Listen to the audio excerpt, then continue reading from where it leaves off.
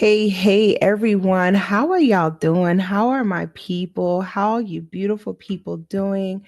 I hope all is well. How have y'all been? Me, I have been intentionally deepening my understanding of healing, sharpening my tools because I believe in the power of lifelong learning and growth, y'all. Um, are you guys teachable? Because sometimes some of us think we just really know everything and we don't give the opportunity to open our minds up to learn and to be taught. And so I am very intentional on always learning, seeking wisdom, seeking knowledge, seeking understanding, right? And so the journey isn't just for me. It is so I can continue to equip you guys to live a life of true deliverance, freedom, and transformation. Also, in this season, I am digging into really taking my time to really understand scripture, learning to surrender everything. And I am loving how God is working in me and through me, y'all. So, God is good. And I'm hoping you guys are really understanding that and are working through some things. And so, on that point, today, I'm going to talk about girlhood, y'all. Yes, girlhood. Where my girls at? From the front, the back. Is you feeling that? Listen, where are my girls? We are going to be talking about girlhood. And I love girlhood because as women, we are so powerful. We are amazing. And there's like never a dull moment with us, right? And so I want to dive into something deep. I want to dive into the development of girlhood and how childhood trauma like abandonment, rejection, molestation, mental abuse, physical abuse, poverty, how all of that shapes a girl's development stage and how the enemy uses this to shape a girl's identity, especially during their girlhood season, right? So welcome back, my friends who have been around for a while. Those who have been just supporting me and encouraging me and pushing me. Thank you guys who've been listening to my podcast, listening to my videos. Thank you and welcome back. And for those who are new here, my name is Gante Byrd.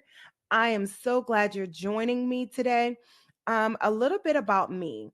God has blessed me with a ministry called The Survivor's Journey. Through this calling, I walk alongside women who are trapped into the shadows of their childhood trauma, and I help them find their ways out of those dark places that has held them in bondage for way too long. Um, and so, what God has called me to do is to help women begin to uncover who they truly are in Christ, to discover the beautiful, powerful identity that God has placed within them so that they can break free from the lies and the chains that has kept them stuck due to their childhood trauma. I believe God has given us freedom, and I believe each one of us should be operating in that. And when I say operating in that, there should be nothing that is keeping us in bondage, especially our childhood trauma. So let's get started. Um, I'm excited to have everyone here, guys. Listen, this is going to be a deep message, and I want you guys to share it with some women that you feel that will benefit from this word. So let's talk about girlhood, y'all. Girlhood is a time of identity, formation, self-discovery, friendship, and growth, right? It's a season where so many seeds are planted, seeds of identity, right? Dreams, we're dreaming, our beliefs. It's a time of formation, it's a time of self discovery, friendship, and growth. But what does that really look like? What does that look like? And so, what I want to do is take a moment to explore this beautiful, sometimes challenging journey. And so, during girlhood, we start to ask ourselves some of those questions. Who am I? What makes me special? Where do I fit in at in this world? It's a time where we begin to see ourselves not just through our parents' eyes, but through our own eyes. We start to develop a sense of, let's say, who we are, what we like, and what makes us unique. But is this but this also is a world that is full of voices and pressures. And so those voices and pressures can start to shape how we see ourselves during girlhood, right? And this is a time when we're forming the foundation of our self worth. This is the time that we are forming our foundation of our self worth. And so, if the messages we receive are loving and affirming, it can help us build a healthy sense of self. But if those messages are filled with rejection or hurt, it can create cracks in the foundation. And you're going to hear me speak about cracks in the foundation quite a bit, because that is what is going to shape how we see ourselves if there's cracks in that foundation. And those cracks follows us for years if we don't address them. If we don't address them. And that's why it's so important to go and revisit this time to heal what might have been broken. It's very important that we go back and really heal. I always speak about a healing journey, because if we ignore our childhood trauma, we are missing out on true freedom. So we need to go back and revisit that. And when I mean go back and revisit that, those who know me know that I don't believe in staying stuck in the past. I believe that's the enemy's playground. If he can keep you bound to what has happened to you, bound to your past, I believe that God is gives us hope. The Bible says have hope. And so looking ahead and not behind. So when I say let's go back and heal, that means let's go identify that area that has kept us in bondage. Where's that area? Where did the cracks come in? We're in that foundation, right? So, and we speak about self-discovery, okay? Self-discovery is a huge part of girlhood. Self-discovery. And it's when we start to explore our interests, our passions, and our talents. Maybe it's through sports. Some of y'all is very talented in sports. Like me, listen, sports wasn't my thing. Some of you guys can sing, and I wish God gave me the gift of singing, because I want to just sing all through this house. I sing, but I'm not getting on anybody's record, that's for sure. Some of you guys like art. Some of y'all found y'all gifts through writing. I'm a writer. I love to write. I love to write. I love to read. And I discovered that very early on during my girlhood season, right? So it's a time to try new things, to dream big, and to figure out what literally lights us up on the inside. It's when we start to find our voice. It's when we start to find our voice, even if it's a little shaky at first, but it is around the time that we start to find our voice and find who we are.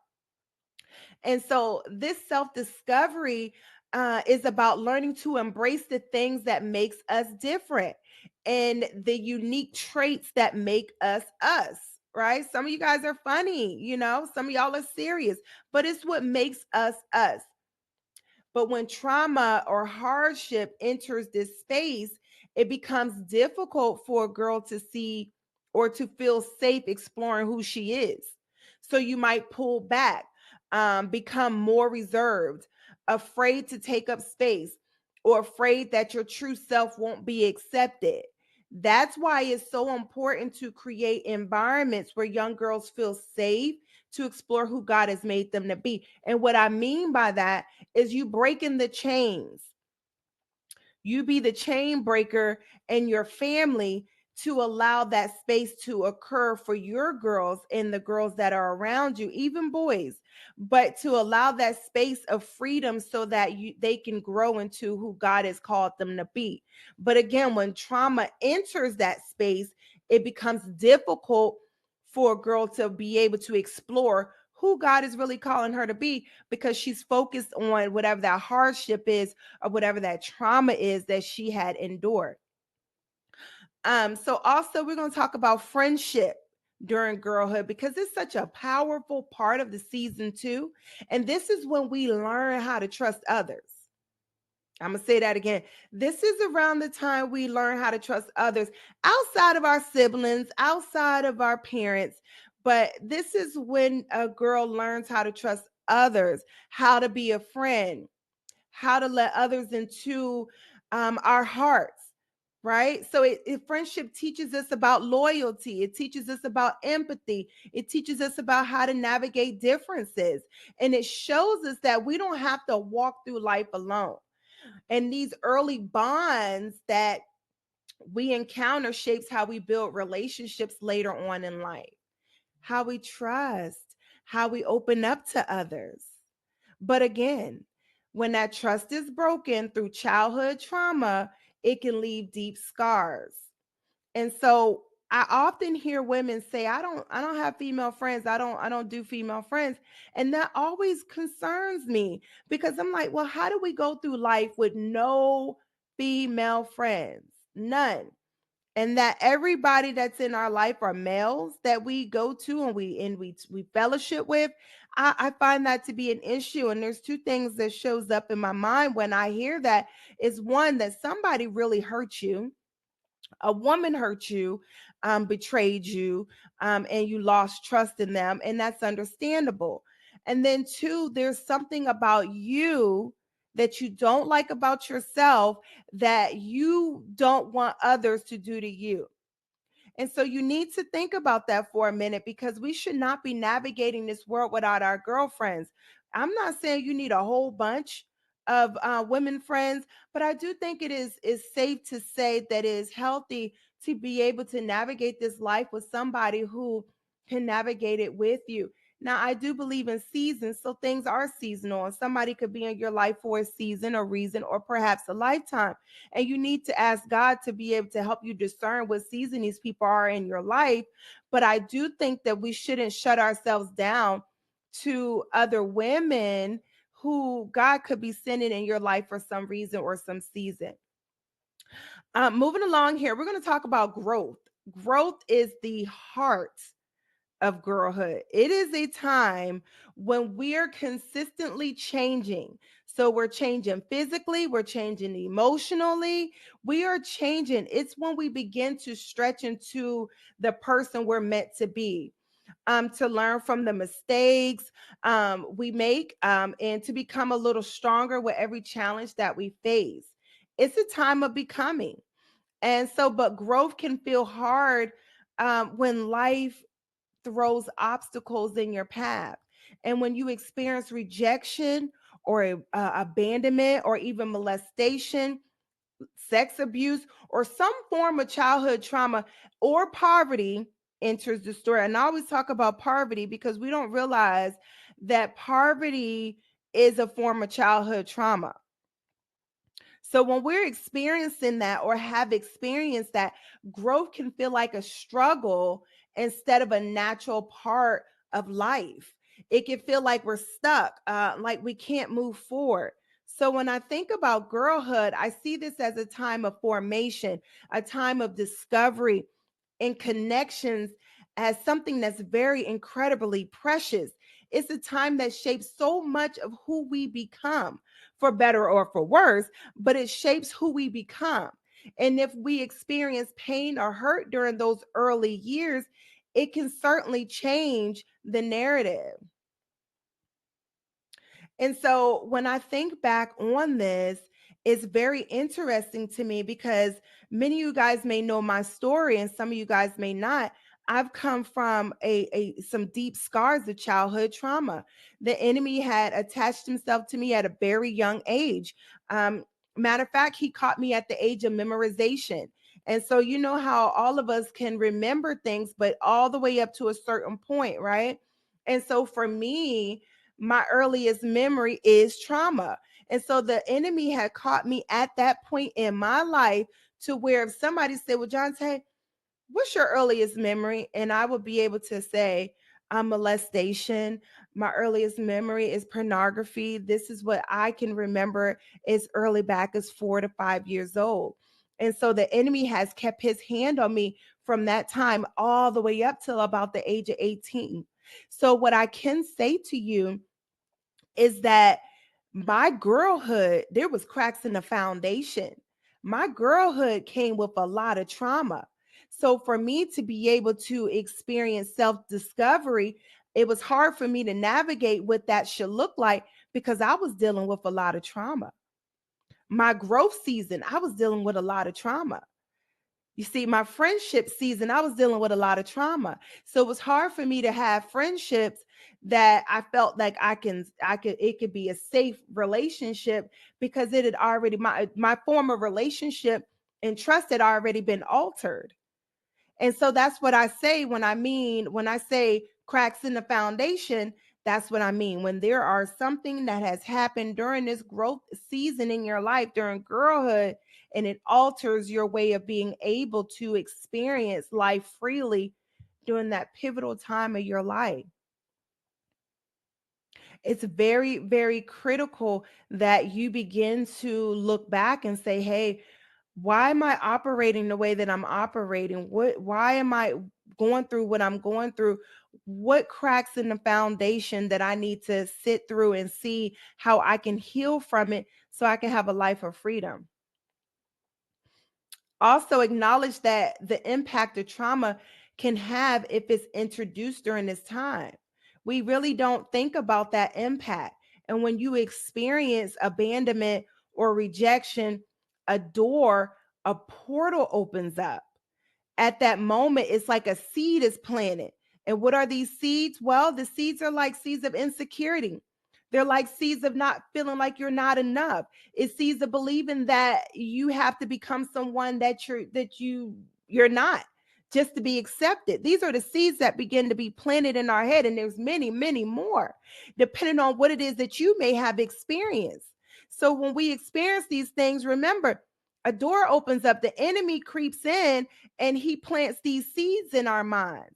And that's where comparison, competition comes in. You covet, all that starts to creep in.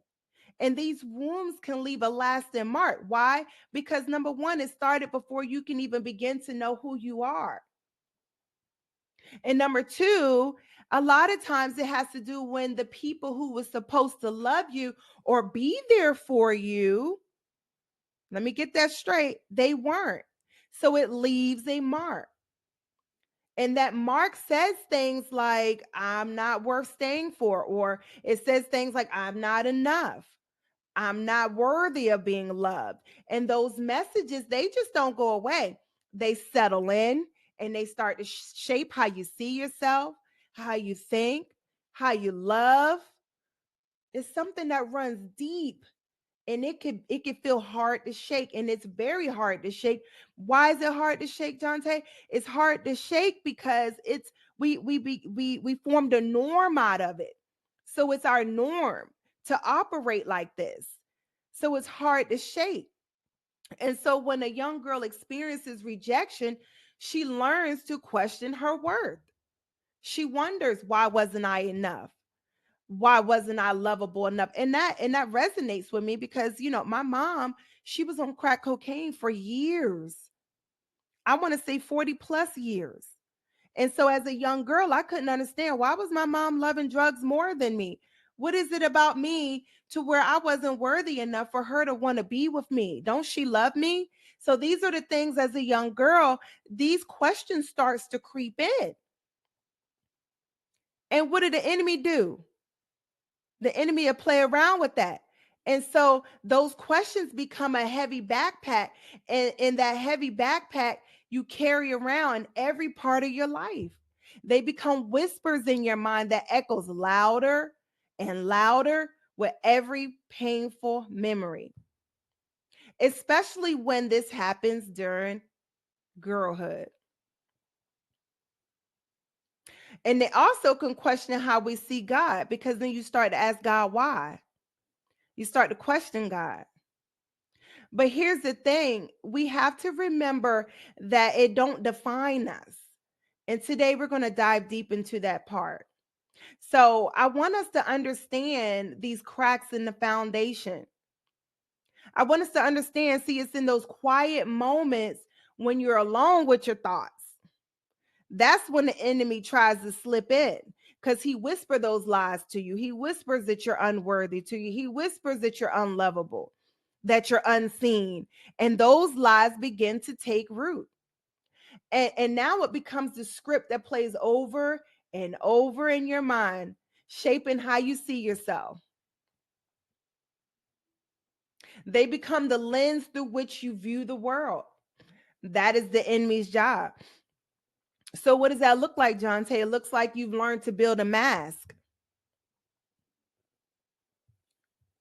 a version of yourself that you think might be more acceptable to the world. And so, what happens is you're hiding your true thoughts, your true feelings, because somewhere deep inside, you're convinced that the real you is either too much or may not be enough. But and some of you guys got great ideas. Some of you guys can change a policy. Some of you guys could be in a meeting and have a great idea, but you won't speak up. You're muzzled.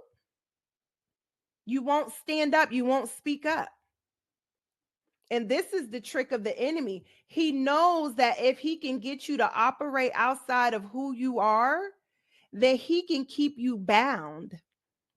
And what happens is that the enemy catches you at a young age before you even know who you are, so that he can keep you caught in that cycle where you're trained to think negative thoughts, destructive thoughts, demonizing yourself. So what happens is that he plants these lies to keep you stuck in that mindset. And here's the thing, a lot of you guys don't realize how spiritual this is. I tell people, when I talk to people, this is spiritual. The principalities, the spiritual forces of darkness take advantage of this open door.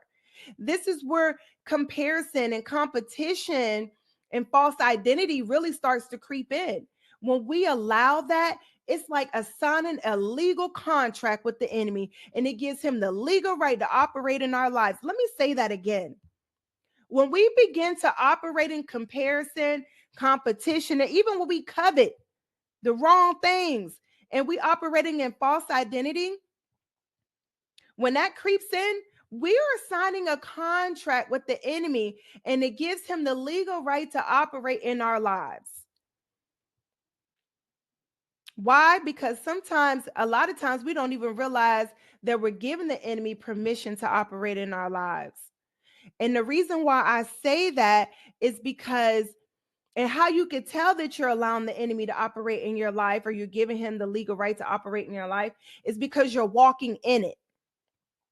So if you're walking in the lies, if you're living through those lies, if you are living through competition, and if you are living through comparison, and if you are living through the anger, and you're living through the things that is the complete opposite of God, you're allowing the enemy to operate in your life.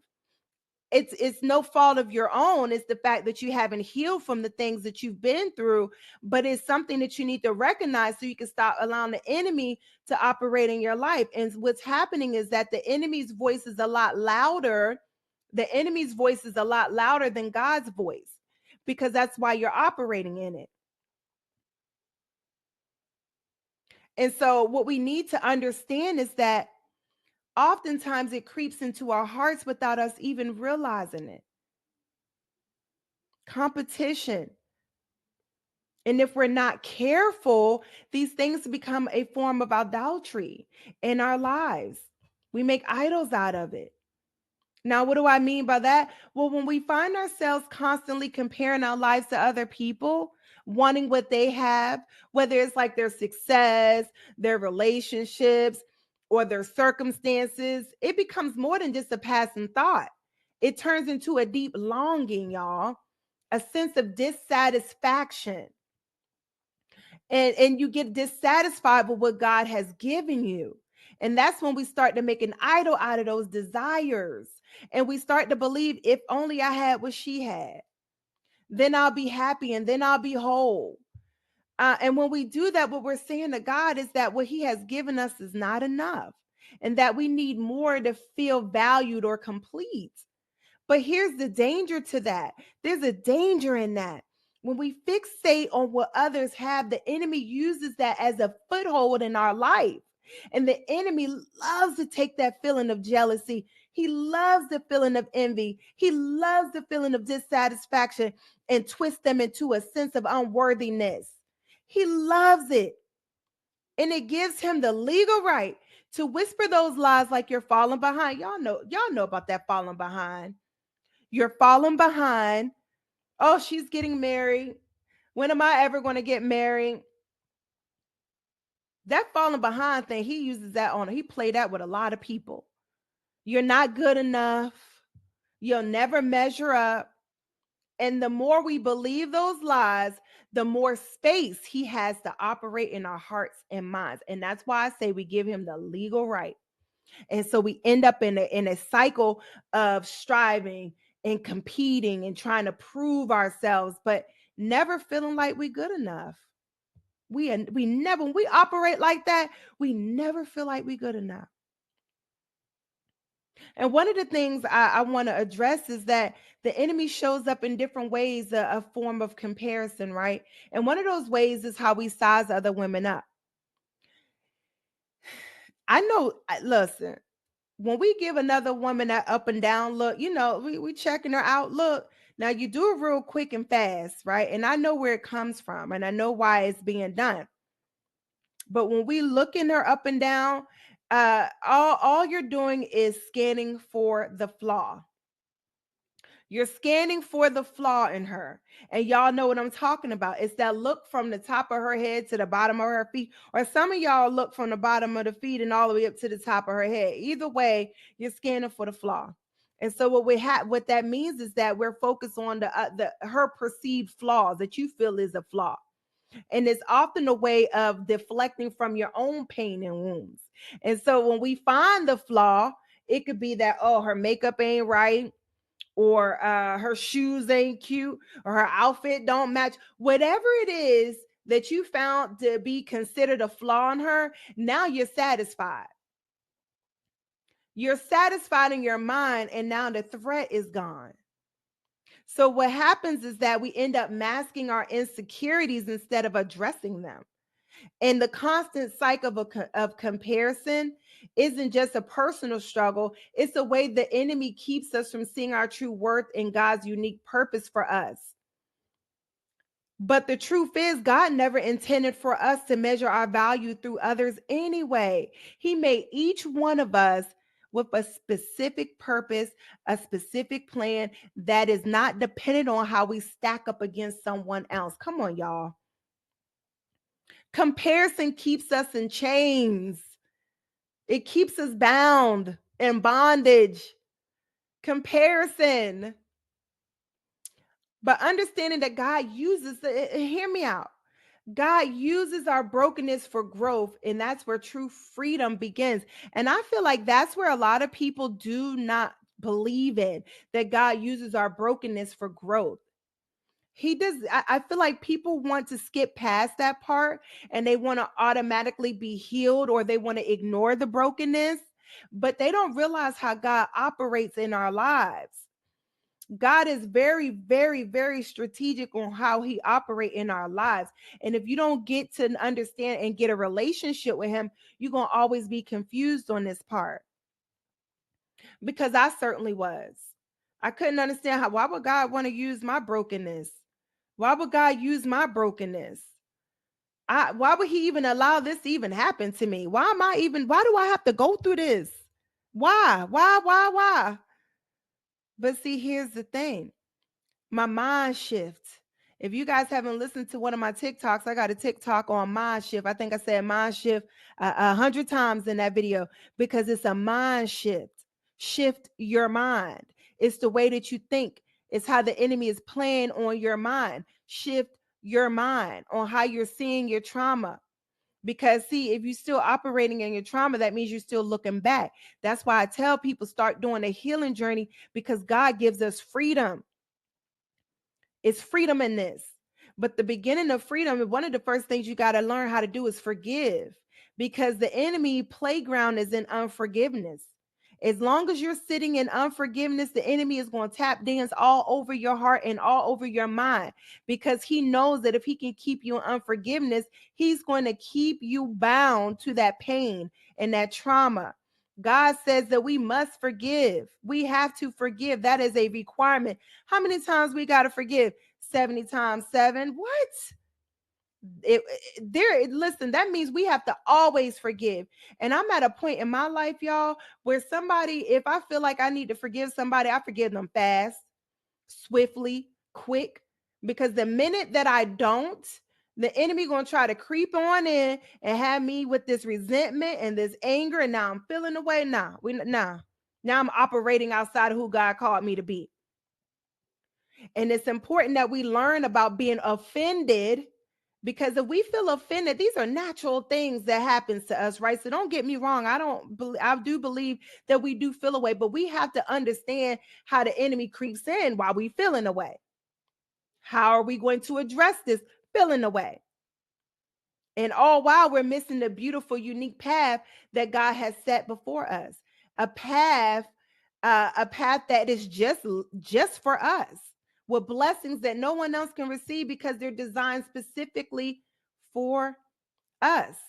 And so if you grew up believing these lies the enemy has planted, it has taken root in your life. I know it has. It has taken root in your life. So instead of embracing who God has called you to be, you start looking at others, thinking that if you could be more like them, maybe you'll be enough. But here's the tough part about all of that I just said, is that we find comfort in it, y'all. It's comfortable. It's a comfort, even though it's toxic, we still find comfort in it. We still run back to that toxic relationship. We still deal with the toxic people, and we still deal with toxic things because we didn't found comfort in it. But it's not real peace. It just feels familiar.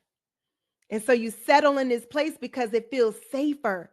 It's predictable. I already been hurt. I already know. I already got the feeling. So I'm going to sit in it and just ride it out, even though it's not true freedom. Here are some signs that I want you guys to listen to if you have experienced some cracks in the foundation during your girlhood. You might identify with some of these things, and it could be that you are in some sort of bondage with it, and that is a constant feeling of inadequacy. You feel like you're not enough. So no matter how much you accomplish things, or how many people validate you, there's a lingering sense of not measuring up, which keep you striving for approval from others. You constantly need approval from others, and you don't even realize it. Another one is living in comparison. You frequently compare yourself to other people, feeling envious of their achievements, their looks. You envy of how some you don't even like people because they're beautiful. Oh, she thinks she's cute. And let alone, you may not know she might have told herself she was ugly before she even walked out the door. Don't even know it. And she's very beautiful. But here you come, sizing her up, giving her the up and down look. We got to be careful what we doing. So we comparing ourselves to people, and envious of their looks, envious of their achievements, envious of their lifestyle. This comparison, it's feelings of jealousy and competition, making it difficult to embrace who you truly are. We're not focused on ourselves. And you got to ask yourself, why am I so focused on somebody else being beautiful? Now I need to start looking on the inside. That's why I say before people even get married, you got to look deep before you leap. You got to look deep before you leap. You're too busy looking at other people. And it's making it difficult for you to see you, to embrace you. We all got flaws. Embrace them flaws. It's what makes you unique. It's an area maybe that you can work on. Also, another one is if you're struggling with abandonment or rejection. And there's a deep rooted feeling of being abandoned. I was abandoned. I was abandoned by my parents. I was homeless. I lived from family member to family member, foster care to foster care. So you know what that did to me? That made me feel rejected. That made me feel left out. So this can manifest as people pleasing. So sometimes you might become a people pleaser, or you might cling on to relationships, or you might be a person that push people away out of fear of getting hurt. See, we're operating outside of who God says that we are. The Bible says that we are supposed to love. So if we are pushing people away out of fear, fear is not God. So when we begin to understand that, well, we begin to see how God operates. And then another one is like we over identify ourselves with roles and achievements. Oh, your sense of self-worth is heavily tied to your title, your role, your accomplishments is so heavily tied to that. So when you're not performing well, or you're not achieving success, you struggle to see any value in yourself. I worked with a lady who had been in her career for over 40 years. And everybody kept saying, when are you going to retire? When are you going to retire? Oh, I retire. But I had a conversation with her, and I could tell she just loved the title that she had. And I would say, when you leave out of this job and you go to the grocery store, people don't know who you are. You just that lady that's in the store. And so when she finally did retire, she kept coming back to the job. And it was sad. So don't hold on to a title, because if that title is gone, you are lost. So you don't know who you are outside of that.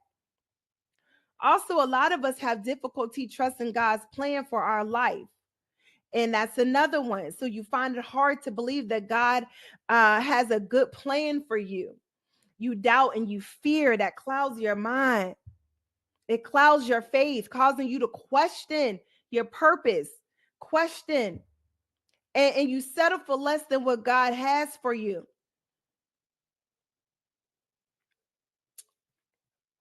Also, feeling stuck in negative cycles.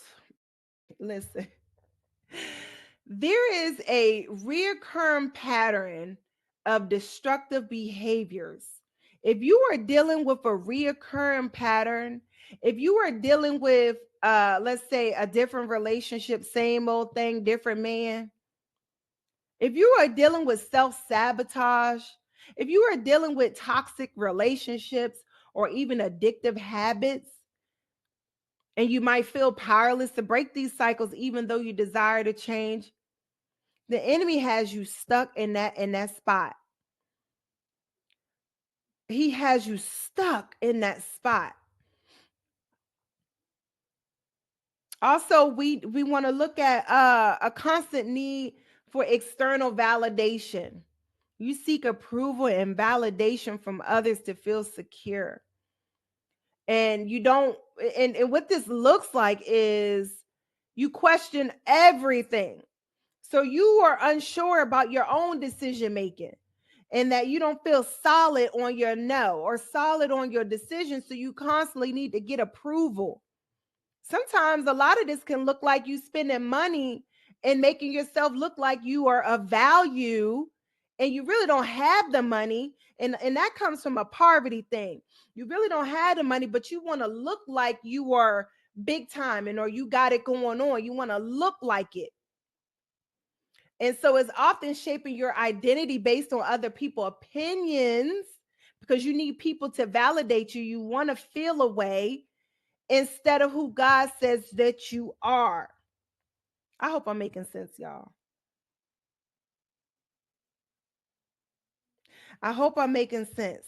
So if you are experiencing any of these signs that might indicate that your identity is in some sort of spiritual bondage, the Bible says you are fearfully and wonderfully made. He says you are my masterpiece. And when we start to see ourselves through God's eyes, we begin to realize that our worth is not defined by who left or who stayed or our trauma. It is defined by God, who has created us.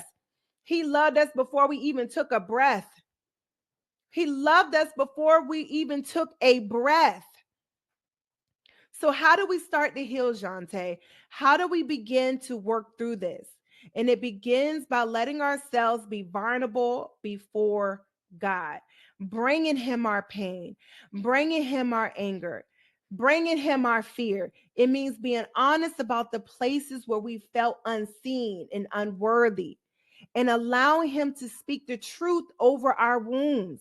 It means choosing to let go of the mask, to stop hiding, and to trust that God's love is big enough to hold us, even in our messiness, because it's a lot of messiness, but even in our messiness, because real peace doesn't come from hiding. It comes from knowing that we are fully known, fully seen, and fully loved by the one who made us. So when we begin to believe that God's love is real, that it is for us, something amazing happens. We start to see ourselves differently. Oh, man. We realize that we are not defined by our past. When we start walking in that, when we start operating in that, there's a power that comes up. There's an absolute feeling that happens when we begin to understand who God is in our lives. We don't play around with what the enemy tried, the lies that the enemy tries to give us. We don't sit in that, because he's very the enemy's his job is to get us to start seeing ourselves differently outside of who God has called us to be. But by the love of a father who sees us, we are his beloved daughters. We learn that our brokenness is not our identity. It's a place where God love can shine through the brightest. And when we break covenant with the comfort of hiding, we can step into the light of who we truly are. Man, and that light is freedom. I'm going to say that again. That light is freedom. It's freedom. It's a freedom that says, I don't have to carry this weight anymore. He's already fought the battle. It's a freedom that says, I'm enough because he says I am. I could drop the mic with that. The fact that I can say that I'm enough because God says that I am, I can drop the mic right now. I don't even need to say anything else. That's enough. He's the great I am. Listen up, y'all. This is a lot of weight that you're carrying, that trauma. It's a lot of weight. And the enemy uses this weight to weigh you down so that you can't spring forth. You can't spring forth into the calling God has called you to. The enemy needs you to miss the season. He needs you to be in a form of bondage. I'm going to say that again. He needs you to be in a form of bondage. And I need you guys to understand this, that God sees you. You need to understand he knows you and he calls you worthy. And so it's time to step into the truth of who you are. Because I believe we're giving the enemy way too much credit. I mean, he has way too much credit to be operating in our lives the way that he is. He's getting too much credit. So let go of the false comfort and embrace the healing that is waiting for you. That's why I say it's a healing journey, y'all. It's a healing journey. It's a healing journey to understand who God has called you to, who God has said that you are. So what I'm going to do is I hope you guys enjoyed this video. I hope you guys is hearing what I'm saying. I want you guys to literally give this message to someone else. Share this video to someone else. If you have not joined my Facebook group, it's called the Survivor Journey, a Facebook group. What are you waiting on? We are healing over here. We are stepping into the calling that God has called us to, and we are doing it boldly, with confidence, knowing who we are. We are learning. We are growing. We are seeking wisdom. This is all the things that we should be doing. One of the things I want to make sure I tell you guys is that God has made you a woman of substance, man, a woman of influence, a woman of character, a woman set apart. That's who he called us to. So when we begin to embrace those things, we begin to understand who we are. I also, guys, make sure you join us live on Facebook. We are having a girlhood panel. I cannot wait. 5, 6 of us beautiful women who are going to be on there talking about girlhood, talking about the cracks of the foundation. We are going to be diving deep into understanding who God has called us to. We're going to be diving to understanding how the enemy has been using us for far too long. The information about that is going to be on my website. So go to the www.thesurvivorsjourney.com. It'll be a flyer there. Also, I might have it on Facebook and in the description below, but I'm not sure because I'm not finished with all the details. So it may not be in the description below, but look on Facebook, go on the Survivors Journey Facebook page. It's going to be on there. So make sure y'all are following me because y'all do not want to miss this one.